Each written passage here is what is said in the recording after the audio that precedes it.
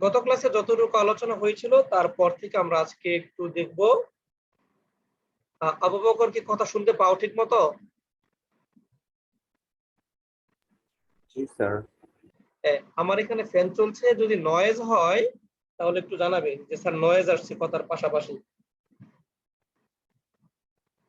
আচ্ছা, এখন এই তথ্য থেকে আমরা একটা বিষয় মনে রাখবো, যে কোনো অশূন্য বাস্তব সংখ্যার তিনটি ঘনমূল থাকবে, এর মধ্যে একটি হবে 1, বাকি দুটি হবে একটা আরেকটার অনুবন্ধী জটিল সংখ্যা।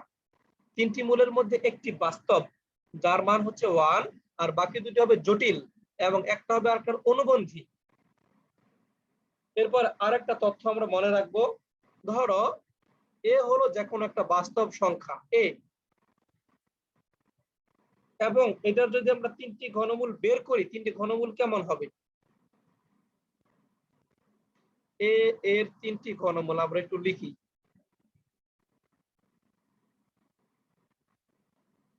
প্রথমে একটা হবে কত আমরা জানি বলতো?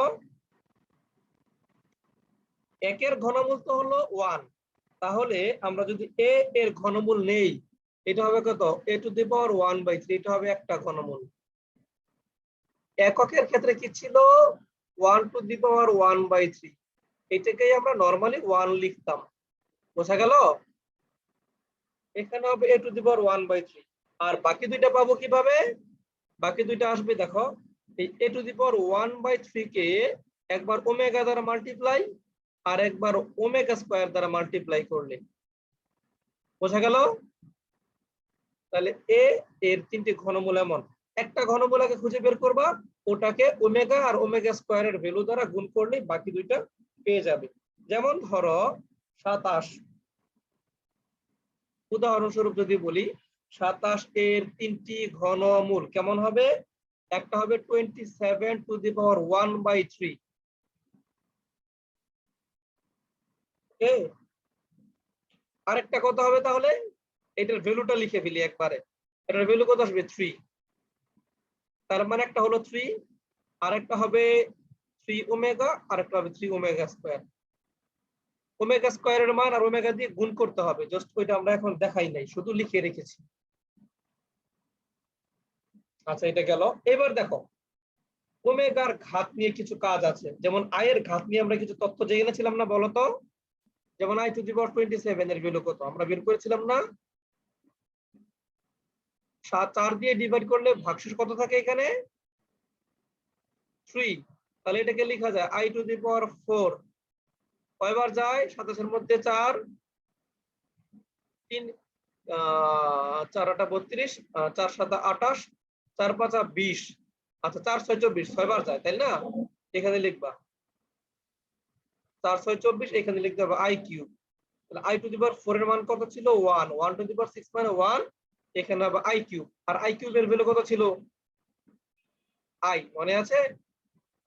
-1 minus I plus 1 plus I, এটার ভ্যালু ছিল কত দেখো তুমি? এটা ছিল প্লাস আই তাই না? মনে রাখবা। এখন যা আসে আমরা হিসাব করে দেখবো। এটা মাইনাস আই, দুঃখিত। হ্যাঁ,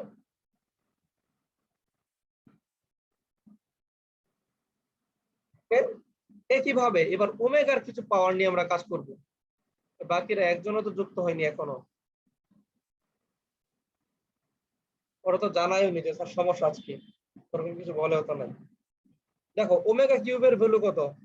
1। এটা আমরা কোত্থেকে পেয়েছিলাম? এই যে এখান থেকে পেয়েছিলাম, এই যে এইটা অথবা এটা, যে কোনো একটা ক্রস মাল্টিপ্লাই করলে ওমেগা কিউব ইকুয়াল টু 1 পাওয়া যায়। তো আমরা লিখবো, এখানে লিখবো ওমেগার ঘাতসমূহ।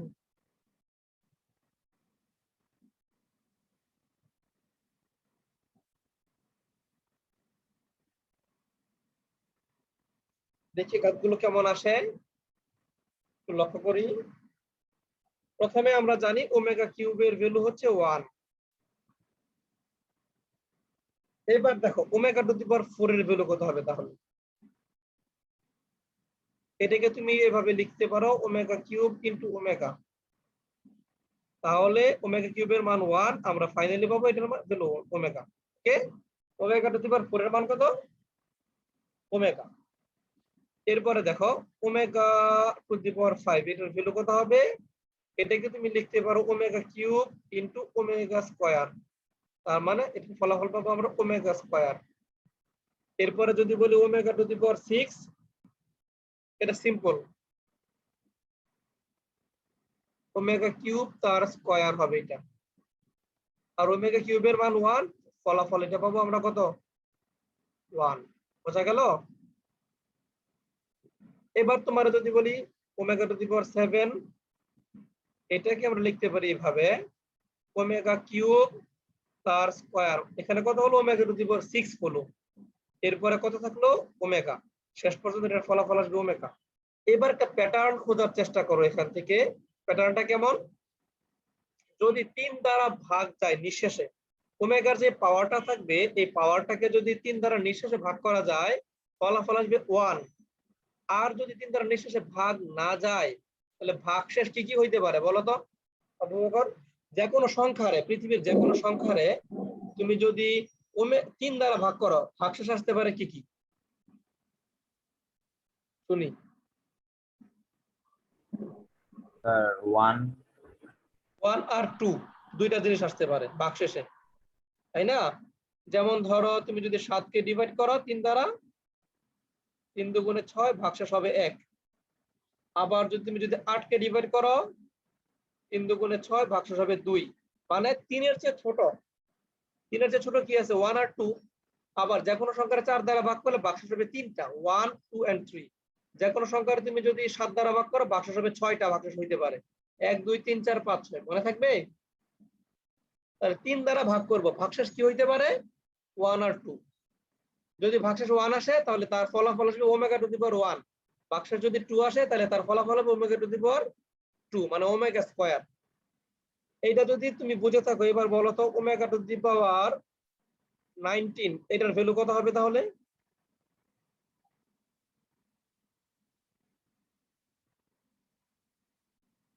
উনিশ কে 3 দ্বারা ভাগ করো, ভাগশেষ কত হবে? স্যার এটার ভাগ এটা হবে ওমেগা। হ্যাঁ, ওইটাই লিখবো আমরা। হ্যাঁ, এটাকে এইভাবে বোঝাই। 19 কে ভাগ দিলে 3 দ্বারা কয়বার ভাগ যায়? 6 বার, 3 6 18। তাহলে এটাকে এইভাবে লিখতে পারো ওমেগা কিউব পাওয়ার কত? 6। এটার ভ্যালুটা কত? ওমেগা টু দি পাওয়ার 18, বিষয়টা তাই না? ইনটু ওমেগা, এই যে ওমেগা টু দি পাওয়ার 19 হয়ে গেল। তাহলে ওমেগা টু দি পাওয়ার 18 কে তো আমরা এইভাবে লিখছি ওমেগা কিউব তার পাওয়ার 6, আর ওমেগা কিউবের ভ্যালু আমরা জানি 1। তাহলে 1 two the power 6 into omega, ফলাফল আসবে দেখো ওমেগা, মানে পাওয়ার 1। কারণ 19 কে 3 দ্বারা ভাগ করলে ভাগশেষ হয় 1, তার মানে ওমেগার পাওয়ার দিব 1। বোঝা গেল?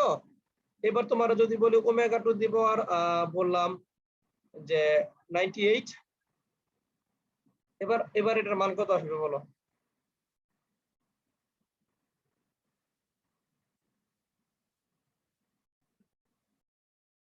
Omega square. হ্যাঁ, কারণ 99 কে ডিভাইড করলে ভাগশেষ যা আসবে ওমেগার পাওয়ার তা দিয়ে দিবা, দ্যাটস ইট। গেল তাহলে ওমেগার পাওয়ার। আশা করি এইবার এভাবে তুমি ডিভাইড করতে পারবে। আমি আই নিয়ে আরো কিছু তথ্য দেবো হয়তো বা পরবর্তী ক্লাসে, সমস্যা নাই, এগুলো আমি আরো কিছু আলোচনায় নিয়ে আসবো। এখন দেখো ধারাবাহিকভাবে 3টি ওমেগার পাওয়ার যদি তুমি যোগ করো ধারাবাহিক সংখ্যা, তাহলে রেজাল্ট আসবে 0। যেমন কি ধরো omega to the power 0 plus omega to the power 1 plus omega square. Omega to the power 0 মানে কত? 1 আলটিমেটলি। তাহলে 1 প্লাস ওমেগা স্কয়ার ভ্যালু কত আমরা জানি? 0। এই জিনিসটা দ্বারা কিন্তু একই জিনিস বোঝানো হচ্ছে। ক্লিয়ার? তাহলে এখন তোমরা যদি বলি এরকম omega square plus omega cube plus omega to the power 4, এটার ভ্যালু কত আসবে? 0। যদি তোমার এরকম থাকে omega to the power 11, omega to the power 12, omega to the power 13, এটার ভ্যালু কত আসবে? 0। পাওয়ার গুলো যদি ধারাবাহিক হয় 11 12 13, যেমন 19 20 21 ধারাবাহিক যদি হয়, তাহলে এগুলোর যোগফলের মান কত আসবে? 0 আসবে। সেটা বুঝেছ?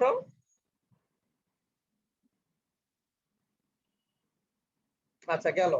আবার আরেকটা বৈশিষ্ট্য এখানে বলে রাখি, যদি ধারাবাহিক ভাবে জোড় সংখ্যাও থাকে তার মানও কিন্তু 0 হবে। বুঝেছ?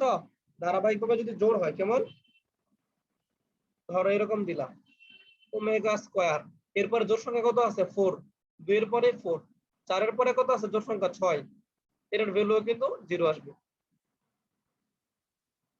এটা আমরা একটু স্মরণে রাখবো তথ্যগুলো, ওকে?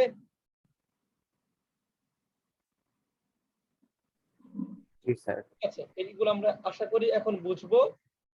এগুলো যদি বুঝি, আমরা আজকে আরেকটা গুরুত্বপূর্ণ জিনিস দেখবো, যে কোনো জটিল সংখ্যার বর্গমূল কিভাবে বের করতে হয়।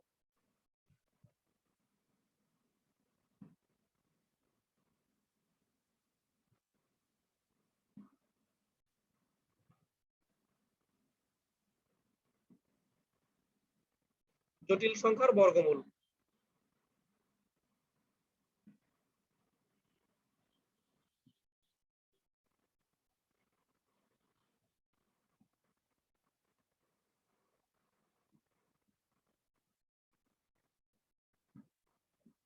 লক্ষ্য করি আমরা, ধরে নেই একটা জটিল সংখ্যা তোমাকে দেওয়া হলো, এটা হচ্ছে a প্লাস আইবি।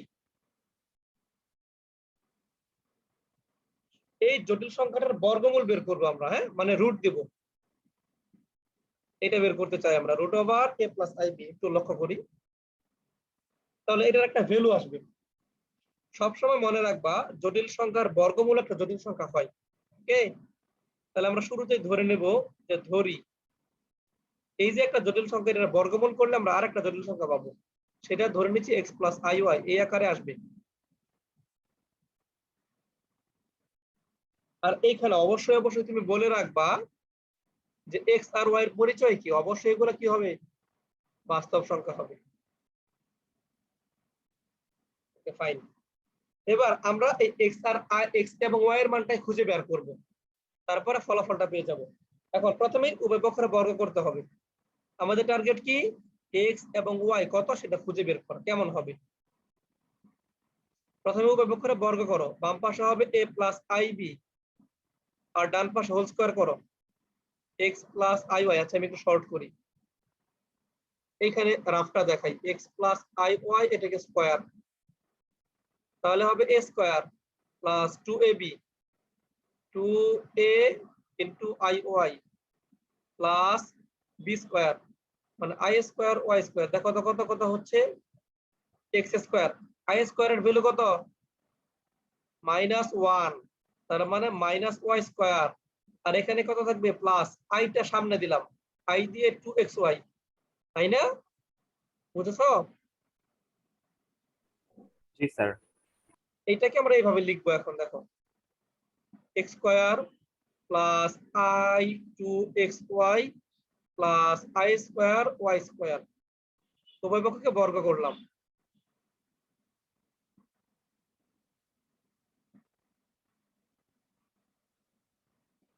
এবার একটু বাস্তব আর অবাস্তব অংশগুলোকে সাজাবো। যেগুলো বাস্তব, দেখো আই স্কয়ারের মান হয়ে যাবে -1, তার মানে আই এর কোনো অস্তিত্ব এখানে থাকবে না। এক্স স্কয়ারের মধ্যে আই এর কোনো অস্তিত্ব নাই, x square minus y square এই দুটোকে পাশাপাশি রাখলাম, আর প্লাস আই দিয়ে 2xy এটাকে আরেক জায়গায় রাখলাম। তাহলে এইটুকু হলো বাস্তব অংশ, আর এইটুকু হলো কি, কাল্পনিক অংশ। এখন এইটা বাম পাশে একটা জটিল সংখ্যা আছে, আর ডান পাশে একটা জটিল সংখ্যা আছে। দুইটা জটিল সংখ্যা তখনই সমান হবে যখন দুইটারই বাস্তব অংশ সমান হবে, কাল্পনিক অংশ সমান হবে, এটা নিশ্চিত থাকো, ওকে? এখন আমরা লিখবো, বাস্তব ও কাল্পনিক অংশ সমীকৃত করে পাই, বা উভয় পক্ষ হতে বাস্তব ও কাল্পনিক অংশ সমান করে পাই, এটাও বলতে পারো। বাস্তব ও কাল্পনিক অংশ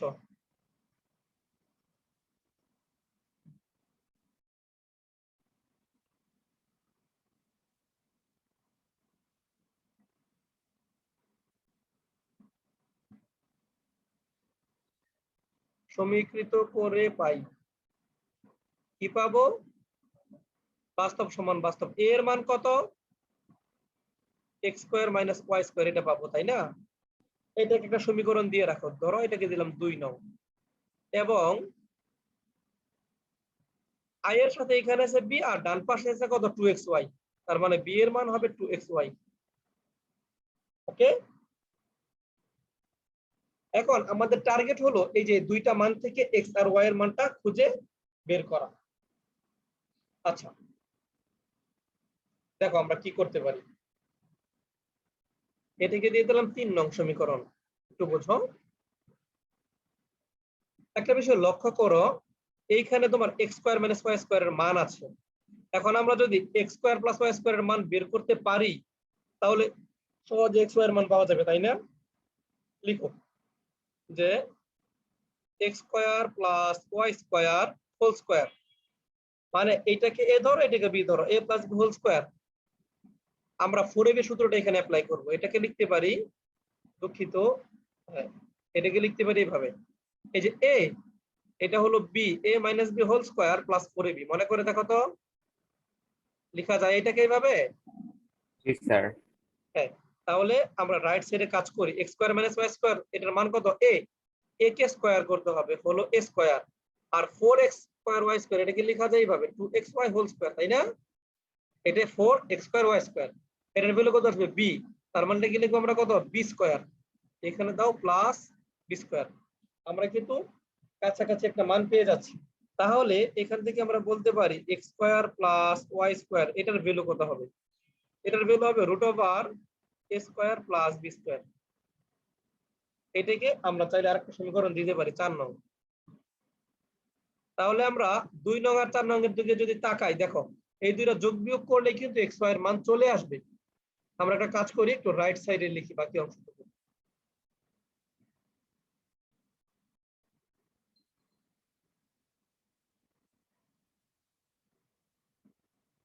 লিখবো যে 2 নং আর 4 নং যোগ করে 2 যোগ 4,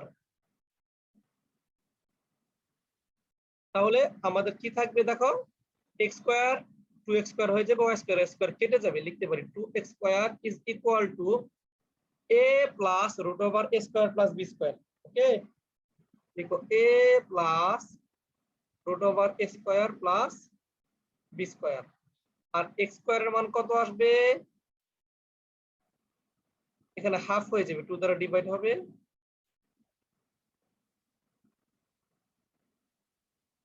আমার তো x স্কোয়ারের মান দরকার নাই, আমার দরকার কিসের মান? x এর মান। x এর মান তাহলে এইটার পাওয়ার রুট হয়ে যাবে, তাহলে 1/√2। এখানে এইভাবে লিখো a plus root over a square plus b square তার পাওয়ার হাফ। x এর মানটা পেয়ে গেলাম। এবার একইভাবে আমরা যদি 4 নং থেকে 2 নং বিয়োগ করি অথবা 2 নং থেকে 4 নং বিয়োগ করি, আমরা y এর মানটাও পেয়ে যাব। আর x আর y এর মানটা আমরা শেষ পর্যন্ত যদি 1 নং এ বসিয়ে দেই এটার বর্গমূল পেয়ে যাব। বোঝা গেল? এটা একটু জটিল আকারে আসতেছে কারণ a আর b তো তোমার তখন সংখ্যা থাকবে, তাই না? তোমাকে তার এইভাবে দিবে না, তোমার বলবে যে 3 + 5i, এই জটিল সংখ্যাটার বর্গমূল বের করো। তখন তো তুমি এগুলো যোগ বিয়োগ করতে পারবা, তাই না? এই যে 3 স্কয়ার প্লাস 5 স্কয়ার, 3 + 5 এগুলো যোগ বিয়োগ করা যাবে, তখন মানটা আরো সহজ আসবে। তো আমি শুধু তোমাকে প্রক্রিয়াটা দেখালাম যে কিভাবে একটা জটিল সংখ্যাকে বর্গমূল করতে হয়। প্রক্রিয়াটা কি তুমি বুঝেছো? জি স্যার। আচ্ছা,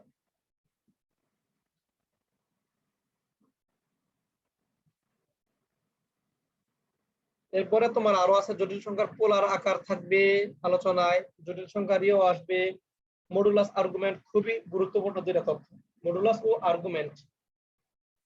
এখন ওটা তো আমি ভেবেছিলাম আজকে পড়াবো, বাকিরা থাকলে ভালো হইতো, খুব সুন্দর একটা বিষয়, এটা জরুরি।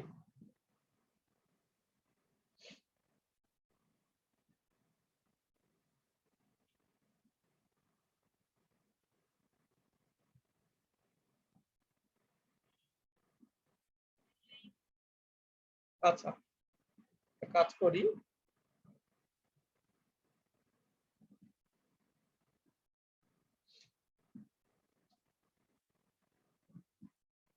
তোমাকে কিছু তথ্য দিয়ে রাখি অনুবন্ধী জটিল সংখ্যা সংক্রান্ত। আমরা তো একটা তথ্য অলরেডি গত ক্লাসে দেখেছি যে দুটি জটিল সংখ্যা যদি অনুবন্ধী হয় তাহলে এদের যোগফলটা কি হয়? বাস্তব সংখ্যা। এদের বিয়োগফলটা কি হয়? কাল্পনিক সংখ্যা, তাই না? আমরা এটা জানি। আবার এদের গুণফলটা কি হয়? গুণফলটাও হয় বাস্তব সংখ্যা। আবার যদি দুটি জটিল সংখ্যা অনুবন্ধী না হয় তাহলে তাদের যোগফল, বিয়োগফল, গুণফল, ভাগফল সবগুলাই হবে কি? জটিল সংখ্যা। এখন অনুবন্ধী সংখ্যার জটিল সংখ্যার মধ্যে কিছু সম্পর্ক আমি একটু দেখাই তোমাকে। যেমন ধরো একটা প্রপার্টি হলো এরকম, একটা জটিল সংখ্যা আছে জেড, তুমি জেড এর অনুবন্ধী নিলা, আবার অনুবন্ধী নিয়ে আবার অনুবন্ধী নিলা, কি ফেরত পাবে বলো দেখি? আবার জেড ফেরত পাবে, তাই না? হ্যাঁ, কারণ এটা তুমি যদি সহজে বোঝো, ধরো এটার মান হলো x প্লাস আই ওয়াই, একটা জটিল সংখ্যা। এবার জেড বার নিলা, অনুবন্ধী নিলা, তাহলে শুধু আই এর যে পদ এটার চিহ্ন পাল্টে যাবে, x মাইনাস আই ওয়াই। এবার যদি এইটারও আবার অনুবন্ধী নাও, তাহলে আবার আই এর চিহ্ন পাল্টে আবার আগেরটা হয়ে যাবে, তার মানে জেড। বোঝা গেল? এরপরে ধরো এটার আরেকটা প্রপার্টি আছে এরকম, যে কোনো জটিল সংখ্যা তার সাথে তুমি যদি ওই জটিল সংখ্যার অনুবন্ধী যোগ করো, এটা কি হয়ে যাবে? বাস্তব হয়ে যাবে, তাই না? এবং এটা হয়ে যাবে কি, এই জটিল সংখ্যাটার রিয়েল পার্টের দ্বিগুণ। আমি তোমাকে প্রমাণ করে দেখাচ্ছি, এইটা দিয়ে বোঝো। এই ছোট ছোট বৈশিষ্ট্যগুলো আমরা যখন ম্যাথ করবো অনুশীলনে তখন কাজে লাগবে। এটা তো তুমি জানো, তাহলে জেড প্রাইম, জেড বারের মান হবে এক্স মাইনাস আই ওয়াই। এবার তুমি দুটো যোগ করো দেখি, জেড প্লাস জেড বার কত আসে? আই ওয়াই কেটে যাবে, হবে 2x, তাই না? আর এক্সটা ছিল কি, জেড এর রিয়েল পার্ট, তাহলে কি এটা আমরা বলতে পারি না 2 আর এক্স এর পরিবর্তে লিখলাম রিয়েল পার্ট অফ জেড, বলা যাবে, তাই না? আমরা লিখলাম। এরপরে দেখো, যদি 3 নম্বরে আমরা বিয়োগ করি দুটি অনুবন্ধী সংখ্যা, বিয়োগ করলে এটা কি হয়ে যাবে? এটা হয়ে যাবে ইমাজিনারি পার্ট, মানে কাল্পনিক অংশ, তাই না? এবং এটা হয়ে যাবে 2 of imaginary part of Z, এরকম হয়ে যাবে, এটা মনে রাখবা। আবার ধরো দুটি অনুবন্ধী জটিল সংখ্যা গুণ করছো, গুণফলটা কি হবে? অবশ্যই বাস্তব সংখ্যা হবে। বাস্তব সংখ্যাটা কেমন হবে? X square plus Y square, এমন হবে। কিভাবে হয় একটু বুঝিয়ে দিই, এখানে উদাহরণ দেখো। তোমার এখানে জেড আছে, জেড বার আছে, এবার তুমি মাল্টিপ্লাই করো।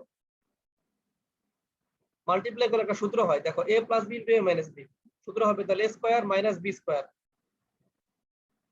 আবার আই স্কোয়ারের মান -1, তাহলে তুমি লিখতে পারো minus minus plus Y square. Okay, এই যে জেড জেড বার হয়ে গেল কিন্তু প্রমাণ। ঠিক আছে এটা? তাহলে এই তথ্যটাকে আমি আরেকটু সাজিয়ে লিখতে পারি এভাবে, এক্সটা কি ছিল? রিয়েল পার্ট অফ জেড, আমরা লিখলাম রিয়েল পার্ট অফ জেড তার square plus imaginary part of Z তার স্কয়ার, তাই না? তাহলে এখানে এটাকে এইভাবে লেখা যায়।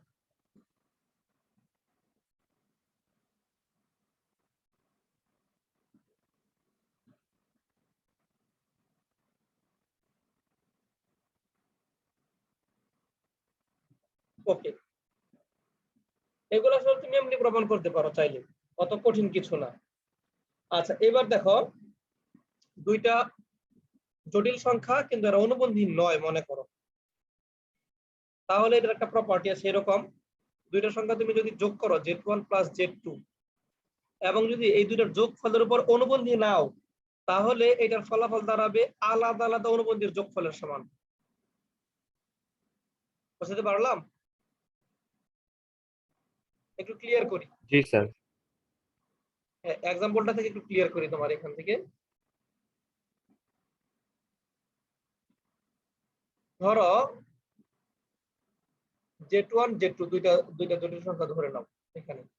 ধরো এটা z1 মানে x1 প্লাস iy1, আবার z2 এর মান ধরো তুমি x2 প্লাস iy2 ধরলাম। এই দুটো যদি আমরা বুঝি, তাহলে এই যে এটা বের করে রাখো আগেই।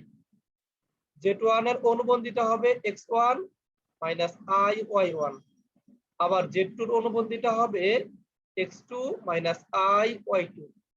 এবার দেখো এই দুইটা আগে যোগ করো, z1 প্লাস z2 যোগ করো, তারপর অনুবন্ধী নিবা। এই দুটোর যোগফল দেখো কত আসবে, বাস্তবগুলো একসাথে যোগ, কাল্পনিকগুলো একসাথে যোগ, x1 plus x2 plus i দিয়ে হবে y1 প্লাস y2, পেয়েছি? এবার এটার অনুবন্ধী নাও, z1 প্লাস z2, এই যোগফলের এর অনুবন্ধী নিবা। অনুবন্ধী নিলে পাবে x1 plus x2 minus i y1 plus y2। এই ভিতরের চিহ্ন আবার পাল্টে দিও না। এখন লক্ষ্য করো, এটা আসলে কি জানো, z1 বার আর z2 বারের যোগফল। কিভাবে যোগফল আমি একটু দেখাই। ধরো z1 বারটা তুমি লিখলা কিভাবে, x1 minus i y1 plus দিয়ে লিখলা z2 bar x2 minus i y2। এখন তুমি যদি i গুলো একসাথে কমন নিয়ে নাও, দেখো এই লাইনটাই আসবে x1 প্লাস x2, এই যে মাইনাস আইটা একসাথে রাখো, এরপর হবে y1 প্লাস y2। দেখো তো ঠিক এই লাইনটা আসছে না? জি স্যার। তার মানে এটাকে আমরা কি লিখতে পারবো, মডুল z1 বার প্লাস z2 বার, এভাবে লিখতে পারবো। ওকে, তাহলে এটা একটা প্রপার্টি, এগুলো তুমি কিন্তু নিজে নিজে চেক করে করে লিখতে পারো, মুখস্থ করার দরকার নাই। আর যদি এখানে মাইনাস থাকে, ধরো z1 মাইনাস z2, এখানে শুধু মাইনাস দিয়ে দিবা, z1 বার মাইনাস z2 বার। ঠিক আছে? আচ্ছা একটু একটু ধরো